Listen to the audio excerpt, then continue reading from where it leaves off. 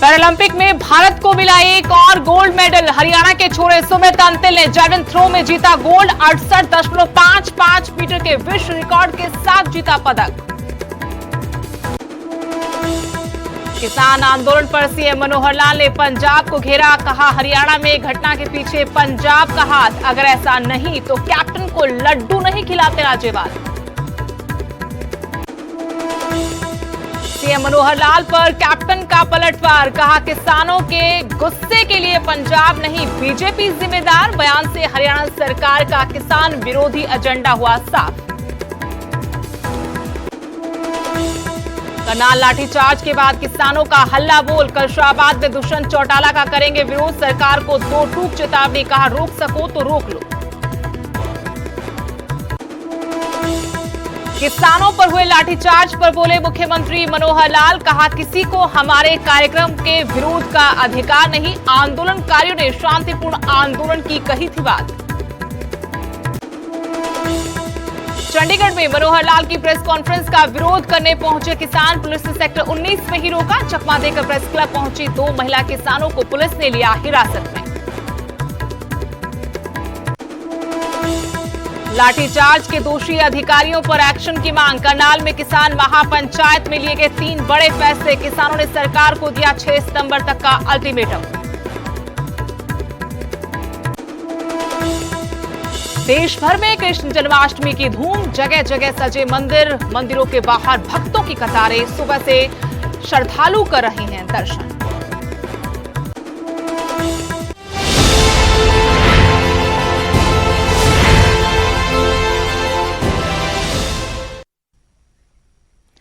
नमस्कार, आपके साथ मैं हूं स्तेश नैन मोर। बुलेटिन की शुरुआत करेंगे बड़ी खबर के साथ। पैरालंपिक में भारत ने इतिहास रच दिया है। भारत को आज एक और गोल्ड मेडल मिला है।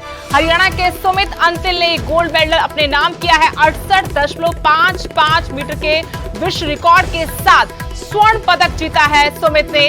हरियाणा के सोनीपत के रहने वाले सुमित अंतिल। पीएम मोदी ने भी उनकी जीत पर बधाई दी। मुख्यमंत्री हरियाणा के मनोहर लाल, उन्होंने भी बधाई दी है। एक और मेडल भारत की झोली में। पैरालंपिक से भारत ने इतिहास रचा है। सुमित अंतिल ने जैवलिन थ्रो में विश्व रिकॉर्ड के साथ स्वर्ण पदक अपने नाम किया है। और टोक्यो पैरालंपिक में भारतीय एथलीट्स ने धमाल मचा रखा है। अब तक का सबसे शानदार प्रदर्शन पैरालंपिक में भारत का रहा है। और एक और बड़ी खबर इस वक्त हम आपको बता रहे हैं कि एक और गोल्ड मेडल जीता है भारत के खिलाड़ी ने। जैवलिन थ्रो में हरियाणा के सोनीपत के सुमित अंतिल ने विश्व रिकॉर्ड के साथ ये कारनामा कर दिखाया है। स्वर्ण पदक जीता है। भारत की झोली में एक और स्वर्ण पदक। हरियाणा के सुमित अंतिल ने गोल्ड जीता है। 68.55 मीटर के विश्व रिकॉर्ड के साथ पदक पर कब्जा किया है। हरियाणा के सोनीपत के रहने वाले सुमित अंतिल, प्रधानमंत्री नरेंद्र मोदी, मुख्यमंत्री मनोहर लाल ने उनको इस जीत पर बधाई दी है। टोक्यो पैरालंपिक में भारतीय एथलीट्स ने अब तक शानदार प्रदर्शन करके दिखाया है। शूटर अवनी लेखरा के बाद अब जैवलिन में भारत को स्वर्ण पदक मिला है।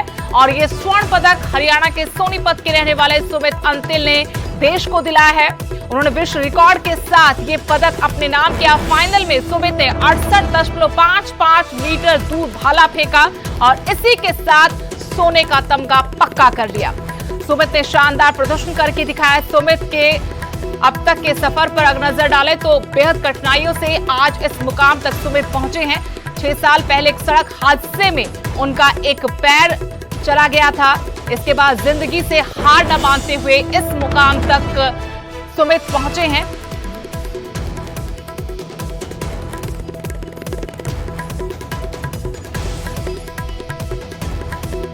तो बड़ी कामयाबी शूटर अवनी लेखरा के बाद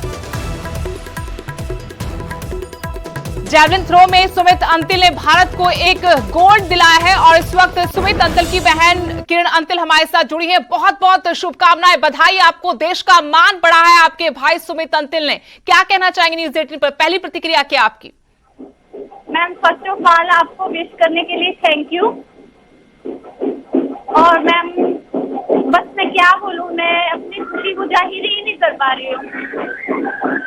आप लोगों को उम्मीद थी किरण के सुमित इस बार के पैरालंपिक में देश के लिए स्वर्ण लेकर आएंगे?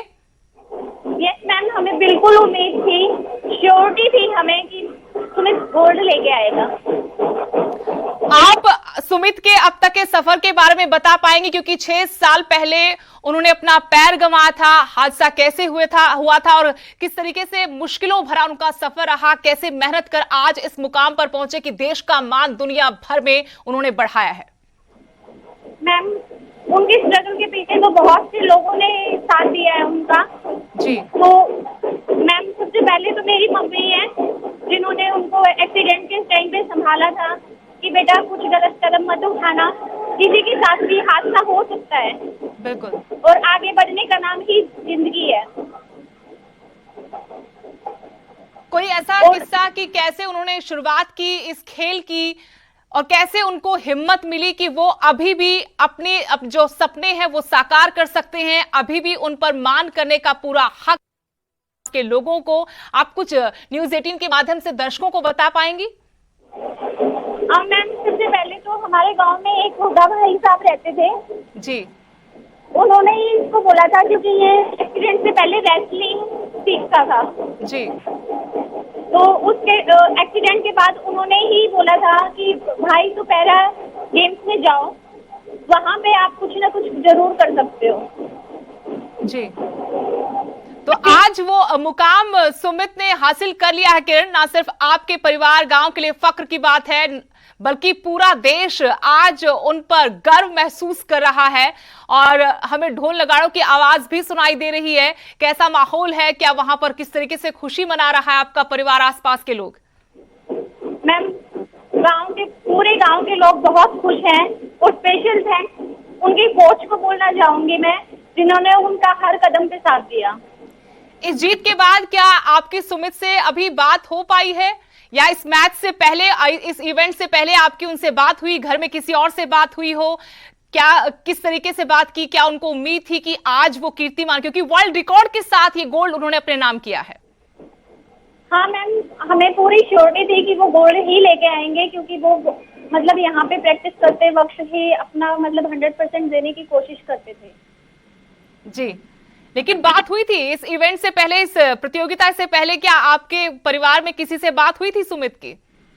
हाँ जी, हमारी 1 बजे बात हुई थी उससे जी, वीडियो कॉल पे। जी। तो उसने कहा था, मम्मी टेंशन मत लो, मैं जीत के ही आऊंगा, मुझे अपने देश का नाम रोशन करना है। और आज वो कर दिखाया है किरण, आपके भाई सुमित अंतिल ने। बहुत बहुत शुभकामनाएं और ढेरों बधाई हमारी तरफ से भी। लेकिन आपसे हम फिर से जानना चाहेंगे सुमित के संघर्ष को, अगर आप बता पाए, क्योंकि ये उपलब्धि छोटी नहीं है। जब सारी उम्मीदें टूट जाती हैं उस वक्त एक खेल से नाता तो था, लेकिन वो खेल नहीं सकते थे आगे रेसलिंग, जैसा कि आपने बताया कि वो रेसलिंग तो नहीं कर सकते थे, आगे अंधेरा, और उसके बावजूद उसमें एक छोटी सी किरण तलाश करते हुए जैवलिन पकड़कर आज पैरालंपिक में देश का मान बढ़ाना, एक लंबा सफर और कठिनाइयों भरा सफर उन्होंने तय किया है। हाँ जी, उनके स्ट्रगल में ना सबसे ज्यादा जो साथ दिया है मम्मी ने, एक वीरेंद्र धनखड़ जो पैरा एथलीट हैं, उनके सीनियर भी थे और उनके आइडियल भी हैं, उन्होंने, उनके कोच नवल सिंह ने, और एक हमारे गांव में हुड्डा भाई साहब हैं, उन्होंने। ये 4 बंदे ऐसे हैं जिन्होंने इनके स्ट्रगल में इनको इंस्पायर किया है, इनको बोला है कि आप आगे बढ़ सकते हो। जी, बहुत बहुत शुक्रिया किरण हमसे बातचीत करने के लिए। सुमित अंतिल की बहन किरण अंतिल, जिन्होंने बताया कि एक लंबा संघर्ष सुमित का रहा, क्योंकि 6 साल पहले एक हादसे में उन्होंने अपना एक पैर गंवा दिया था। उससे पहले रेसलिंग करते थे सुमित, लेकिन उम्मीदों को तगड़ा झटका लगा। इसके बाद परिवार उनकी मजबूती बना, उनकी उम्मीद बना, और जैवलिन थामे अपने हाथ में। वो जब मैदान पर लौटे तो इन्हीं उम्मीदों के साथ, सपनों के साथ आज वो सभी सपने साकार करते हुए पैरालंपिक में गोल्ड अपने नाम किया। सुमित अंतिल ने एक बड़ा कीर्तिमान, विश्व रिकॉर्ड के साथ ये पदक जीता है। भारत का मान बढ़ा है। उनकी इस जीत पर प्रधानमंत्री नरेंद्र मोदी, हरियाणा के मुख्यमंत्री मनोहर लाल ने उन्हें ढेरों शुभकामनाएं दी हैं। और लगातार पैरालंपिक में भारतीय एथलीट देश का मान बढ़ा रहे हैं। 2 स्वर्ण पदक अब तक जीत चुके हैं। शूटिंग में भी अवनी लेखरा ने गोल्ड मेडल हासिल किया है। उसके बाद दूसरा पदक अब जैवलिन में मिला है भारत को। सोनीपत के सुमित अंतिल ने विश्व रिकॉर्ड बनाते हुए स्वर्ण पदक जीता है।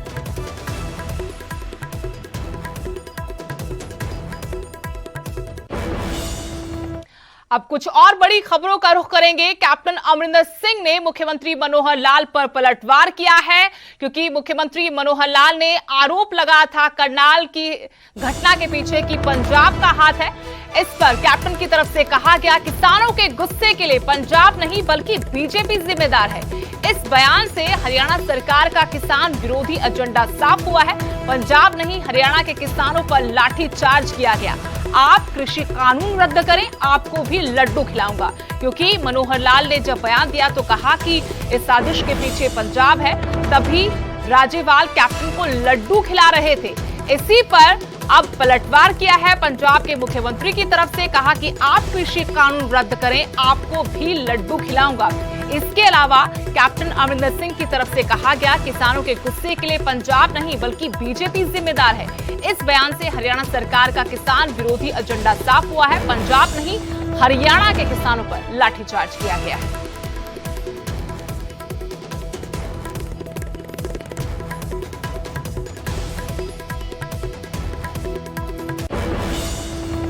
अब आपको मनोहर लाल का वो बयान सुनाते हैं जिसमें वो हरियाणा में हो रही घटना के पीछे पंजाब का हाथ बता रहे हैं। तकलीफें हैं और वो तकलीफें कोई हरियाणा सरकार से नहीं है। उनकी तकलीफें मानो केंद्रीय कानून है। कोई भी बात करें तो समझ में आता है, लेकिन हरियाणा सरकार के नाते से उनका कोई गुरेज नहीं होना चाहिए। और हरियाणा को उन्होंने बहुत गलत चुन लिया है इस आंदोलन का, और इसमें पंजाब का हाथ है। पंजाब के पत्रकार मित्र बैठे हैं, इसमें पंजाब के सरकार के लोगों का हाथ है। वरना राज्यपाल जाकर के मुख्यमंत्री को इस प्रकार से लड्डू खिलाते हुए नहीं दिखता। मैं कुछ कड़वी सच्चाई बोल रहा हूं। चलिए, करनाल से बड़ी खबर। किसान महापंचायत में 3 बड़े फैसले लिए गए। एसडीएम समेत अन्य जो अधिकारी हैं जिन पर आरोप है उन पर एफआईआर दर्ज होनी चाहिए। संयुक्त किसान मोर्चा के आगे भी अपनी बात रखेंगे। गुरनाम सिंह चढ़ू ने किसान नेता उनकी तरफ से कहा गया कि सारी बातें हरियाणा के किसानों के संयुक्त किसान मोर्चा के सामने भी रखी जाएंगी। मांग ये भी कि मृतक किसान के परिवार को 25 लाख रुपए का सरकार मुआवजा दे। इसके अलावा बेटे को नौकरी और घायलों को 2-2 लाख रुपए दिए जाएं। गुरनाम सिंह चढ़ूनी ने कहा कि हम बार बार नहीं पिटेंगे। किसानों ने सरकार को इन मांगों को पूरा करने के लिए 6 सितंबर तक का अल्टीमेटम दिया है। इसके बाद कहा कि अगर मांगे नहीं मानी गई 6 तारीख तक तो 7 सितंबर को करनाल में बड़ी पंचायत की जाएगी। हमारे जिन भाइयों को लाठीचार्ज किया है लाठीचार्ज, उनको चोटें आई हैं। एक भाई शहीद हुआ है, उसमें जो दोषी अधिकारी हैं, चाहे उसमें एसडीएम है, चाहे उसमें पुलिस अधिकारी हैं, उन सब के ऊपर मुकदमा दर्ज कर दिया जाए। जिंदाबाद।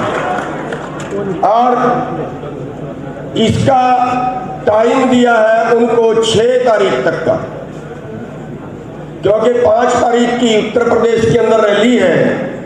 6 तारीख तक हम सरकार का इंतजार करेंगे, और वरना 7 तारीख को फिर हम एक बड़ी पंचायत करनाल की अनाज मंडी में बुला के, और यहाँ का जो प्रशासन है, सेक्रेटरीट है, उसका घेराव अनिश्चितकाल के। किसानों पर लाठीचार्ज हुआ और उसके बाद करनाल के घरोंडा में किसान संगठनों की एक मीटिंग बुलाई गई। लेकिन इस मीटिंग के अंदर अलग अलग जिलों से, अलग अलग राज्यों से किसान नेता भी पहुंचते हैं और किसान भी पहुंचते हैं। और उसके बाद किसान संगठनों की तरफ से मंच के अलावा एक कमरे में मीटिंग बुलाई जाती है और फैसला लिया जाता है कि आने वाले दिनों में क्या रणनीति तैयार करनी है। किसानों की तरफ से 3 बड़े फैसले लिए गए हैं। पहला फैसला ये है कि जिन्होंने लाठीचार्ज किया, चाहे वो एसडीएम का आदेश था या बाकी पुलिस कर्मियों का आदेश था, यानी कि उन अफसरों के खिलाफ सख्त से सख्त कार्रवाई होनी चाहिए, उनके खिलाफ मुकदमा दर्ज होना चाहिए और उन्हें कड़ी सजा मिलनी चाहिए। साथ ही साथ ये बात भी रखी गई कि अगर सरकार 6 सितंबर तक दोषी अफसरों को कार्रवाई नहीं करती है, उनका तबादला नहीं करती है, उनके खिलाफ मामला मामला दर्ज नहीं करती है तो 7 तारीख को करनाल के अंदर अनाज मंडी में एक बड़ी महापंचायत बुलाई जाएगी, जिसमें किसान संगठन के तमाम नेता पहुंचेंगे, किसान पहुंचेंगे और उसके बाद मार्केट कमेटी का करनाल की अनाज मंडी में अनिश्चित काल तक घेराव कर दिया जाएगा। वहीं दूसरा बड़ा फैसला ये लिया गया है कि जिस तरीके से हरियाणा के अलग अलग जो किसान संगठन हैं वो अपनी बात संयुक्त किसान मोर्चा के सामने रखेंगे, क्योंकि लगातार हरियाणा के किसानों पर लाठीचार्ज हो रहा है। गुरनाम सिंह चढ़ूनी ने कहा कि हम आगे नहीं पीटेंगे, हम अपनी बात संयुक्त किसान मोर्चा के सामने रखेंगे। यानी कि संयुक्त किसान मोर्चा में अगर कोई डिसीजन लिया जाता है तो उसमें हरियाणा के किसानों को भी तवज्जो दी जाए। अगर संयुक्त किसान मोर्चा बात नहीं सुनता है तो हरियाणा के जो तमाम किसान संगठन हैं वो अपनी एक मीटिंग बुलाएंगे और उसके बाद उसमें डिसीजन लिया जाएगा। अगली बड़ी खबर, करनाल लाठीचार्ज के बाद किसानों का हल्ला बोल। अब दुष्यंत चौटाला का विरोध करेंगे किसान। कल शाहबाद में दुष्यंत चौटाला का कार्यक्रम है, लेकिन इसको लेकर पहले से आगाह कर दिया गया है किसान नेता गुरनाम सिंह चढ़ूनी की तरफ से। उन्होंने कहा कि हर कीमत पर विरोध किया जाएगा, भले सरकार पूरी ताकत झोंक दे, लेकिन वो बीजेपी नेताओं का विरोध करना जारी रखेंगे। इससे पहले मुख्यमंत्री ने कहा था कि सख्ती से निपटा जाएगा, शांतिपूर्ण तरीके से आंदोलन करने का अधिकार सबको है, लेकिन यह अधिकार किसी को नहीं है कि वो बीजेपी का कार्यक्रम ना होने दे। करनाल लाठीचार्ज के बाद अभी तक मामले ने तूल पकड़ा हुआ है और किसानों ने आज करनाल में महापंचायत भी की। इसी दौरान गुरनाम सिंह चढ़ूनी जो किसान नेता हैं, उन्होंने कहा कि अब दुष्यंत चौटाला का विरोध करेंगे। कल शाहबाद में उन्हें आना है, लेकिन किसान उनका डटकर विरोध करेंगे। हर कीमत पर विरोध होगा, भले सरकार जितनी चाहे ताकत झोंक दे। हम कहते हैं कि जो तेरे पे शक्ति है वो कर लेना। कभी कल कहे कि मैंने शक्ति बरती नहीं थी। तेरे पास जो तोप है चला लेना, गोली है मार लेना। हम ऐसे ही विरोध करेंगे। कल दुष्यंत आएगा शाहबाद में, वहाँ भी करेंगे। फिर आए कट्टर करनाल में, यहाँ भी करेंगे। हम इसी तरह से हमारा विरोध जारी रहेगा। जो उनको करना है वो अपनी क्रूरता दिखा लें। किसानों सरकार के बीच तलखी बढ़ती जा रही है। किसानों को सीएम मनोहर लाल ने भी दो टूक जवाब दिया है। कहा, न हमारे कार्यक्रम पहले रुके थे, न आगे रुकेंगे। किसानों की महापंचायत पर सीएम ने कहा कि जैसे भी परिस्थितियां होंगी वैसा कदम उठाया जाएगा। आंदोलनकारियों को सीएम मनोहर लाल ने चेतावनी दी। कहा, हर चीज की एक सीमा होती है, उससे आगे बढ़ने नहीं दिया जाएगा। उधर किसान है, साफ तौर पर कह रहे हैं कि वो आगे भी बीजेपी नेताओं का विरोध जारी रखेंगे। कल शाहबाद में जब दुष्यंत चौटाला पहुंचेंगे तो उनका भी जमकर विरोध किया जाएगा। तो ये तो उनको समझाना पड़ेगा कि लोकतांत्रिक तरीके से चलें। कोई बहुत बड़ा लाभ इस आंदोलन को इस प्रकार से चलाने का उनका नहीं हो रहा। ये मैं उनको चेतावनी दे रहा हूं कि उनको लाभ नहीं हो रहा, उनको नुकसान हो रहा है। समाज उनके खिलाफ खड़ा हो रहा है। बहुत बड़ी संख्या नहीं है। आप जो जनमत लोकमत की बात करते हैं, मुझे भी पता है जनमत का कि कल से मुझे जो फोन आ रहे हैं कि इनको सख्ती से निपटो। अब हम चाहते हैं नहीं, वो हमारे अपने लोग हैं। अपने लोग भी जब बिगड़ जाए, घर में बालक होता है वो भी तो घर का होने के बाद भी बिगड़ जाता है कई बार। तो कोई घर का जो बड़ा होता है वो उस बालक को एक सीमा में तो उसके साथ व्यवहार किया जाता है ना। अब वो सीमा बदलती रहती है। उधर कांग्रेस नेताओं ने भी अफसरों को चेतावनी दी है। कहा है कि सरकार आने पर एक एक लाठी का हिसाब लिया जाएगा। दीपेंद्र हुड्डा की तरफ से कहा गया, ना जनता भूलेगी ना ही हम भूलेंगे। पूर्व स्पीकर रघुवीर कादियान ने भी तलख तेवर दिखाए हैं। कहा, दोषी अधिकारी मर भी गए तो कब्र से निकालेंगे। मामला तूल पकड़ता जा रहा है। विपक्ष ने इस मुद्दे पर पहले ही तीखी प्रतिक्रिया दी थी, कड़े शब्दों में निंदा की थी। जिस तरीके से किसानों पर लाठियां बरसाई गई, अब कांग्रेस नेताओं ने अधिकारियों को भी चेताया है। कहा कि सरकार आने पर एक एक लाठी का हिसाब होगा। दीपेंद्र हुड्डा ने कहा, ना जनता भूलेगी और ना ही हम भूलेंगे। पूर्व स्पीकर रघुवीर कादियान ने भी तलख तेवर दिखाते हुए कहा कि दोषी अधिकारी मर भी गए तो कब्र से निकालेंगे। हरियाणा एक ऐसा प्रदेश है जहां पे लगातार किसान पे बल का प्रयोग किया जा रहा है, किसान को निशाना बनाया जा रहा है। किसान की आवाज कुचलने के लिए ऐसा लगता है किसान विरोध के मामले में खट्टर साहब को मेडल लेना चाहते हैं। वो मेडल कहाँ से, अपनी हाईकमान के सामने लेना चाहते हैं, किससे लेना चाहते हैं, मगर लगातार कहीं पानी वाटर कैनन की बौछारों से, कहीं आंसू गैस के गोले दाग के, कहीं लाठीचार्ज से, कहीं बैरिकेड लगाकर जिस प्रकार से किसान की आवाज़ को कुचलने का, किसान को बारी बारी उकसाने का प्रयास। एक एक लाठी जो किसान की सिर में लगी है, किसान के शरीर पर लगी है, वो इस सरकार की जो है ताबूत में एक कील साबित होगी। आज मैं आपके माध्यम से एक तो ये कहना चाहता हूँ। दूसरी बात मैं ये कहना चाहता हूँ कि उसी दिन प्रधानमंत्री जी जो है तो जलियांवाला बाग का रिनोवेशन का जो है इनॉग्रेशन कर रहे थे या उद्घाटन कर रहे थे, और उसी समय हरियाणा सरकार का एक जो अफसर है उसकी जो भाषा सुनी और जनरल डायर की कि जलियांवाला बाग की बात जो है वो उधर जो है रिपीट हो रही थी कि एक अफसर के माध्यम से जो बातें कही गई, ये लोकतंत्र की भाषा नहीं है। हरियाणा कांग्रेस अध्यक्ष कुमारी सैलजा ने भी हरियाणा सरकार पर वार किया है। कहा, पहली बार नहीं है कि सरकार ने किसानों का खून बहाया, सरकार बार बार किसानों का खून बहा रही है।